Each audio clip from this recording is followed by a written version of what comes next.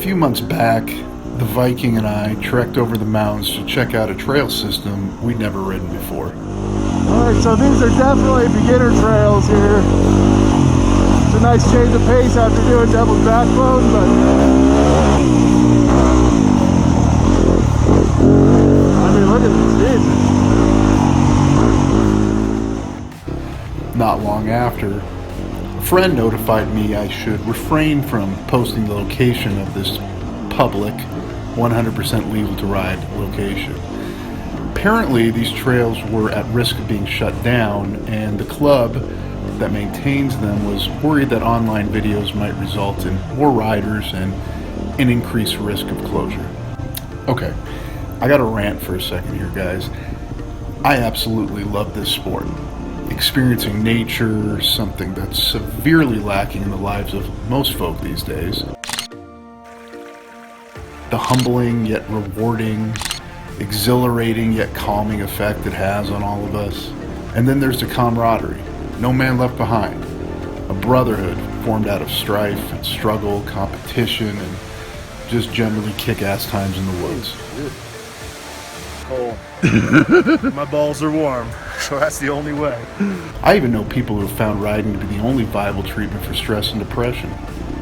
But with all the good that comes from this sport, it also comes with a stigma. Dirt bikes are bad for the environment. They're noisy. They pollute. All dirt riders are tremendous assholes. Bikes tear up the hiking trails and lead to erosion. The fish, they're all gonna frickin' die. Sure, dirt riders may be a bunch of assholes, that much is true, but the rest of that stigma is horseshit. Yeah, they're loud.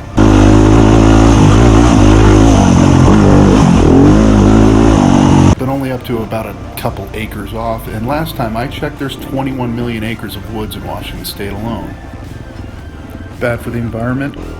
These aren't oil tankers, they're dirt bikes. So relax, Al Gore, we ain't the problem. I'm super duper cereal. That came out of nowhere. Like a boss. Erosion? I think we can do this clean. Yeah. So far, so good. A single clear cut is exponentially more detrimental than anything we can do on two wheels, and loggers are the ones usually citing erosion as a means to shut down riding areas. Look, I realize I'm biased here, but in a place as lush and vast as Washington State, you'd think the options for riding would be endless. But you'd be wrong. Within 60 miles of my house, there's only one decent legal place to ride. Only one. And no matter where I ride, I'm routinely asked to keep the trails a secret, which is why I often don't tell you where I'm riding. So why the secrecy? Why is everyone so scared that more people will discover a cool place to ride and come rip some single track? Simple. Because more riders means more opportunities for non-riders to bitch and moan, and the more bitching and moaning means the greater the chances of a shutdown. Back to this particular trail system you're seeing here, all I can tell you is this is in central Washington, and the name of the trail system rhymes with soggy poo.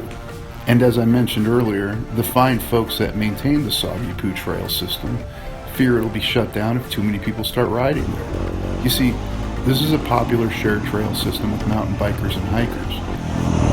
Got one more. One more. One more.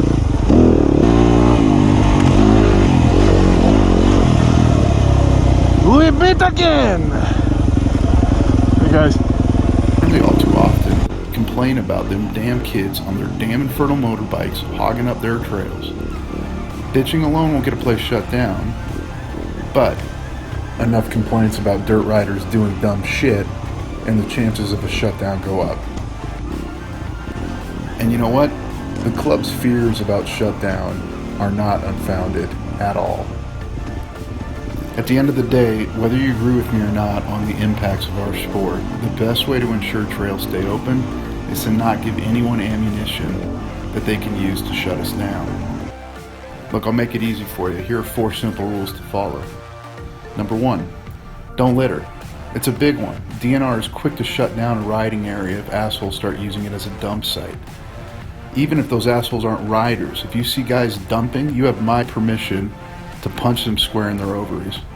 Straight shot. Ooh, ow. Right to the baby maker. Number 2, use a spark arrestor. If a dirt bike starts a forest fire, you can be damn sure shit's gonna close. No! Number 3, don't perpetuate the riders or assholes stereotype. Good spot to get warmed up a little bit. Jesus. You guys. Slow down for hikers and mountain bikers. Be respectful to horseback riders by killing your engine, then walking your bike past them on the trail. Look, I've met a lot of very reasonable horse people, as well as a lot of insane ones. But let's give their sanity the benefit of the doubt and don't be a dick. Finally, don't ride on trails clearly marked for non-motorized use only. That is a surefire way to piss off the environmentalists and ruin it for everyone.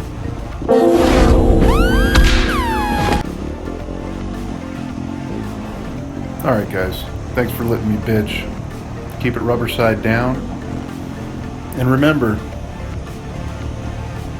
till next week.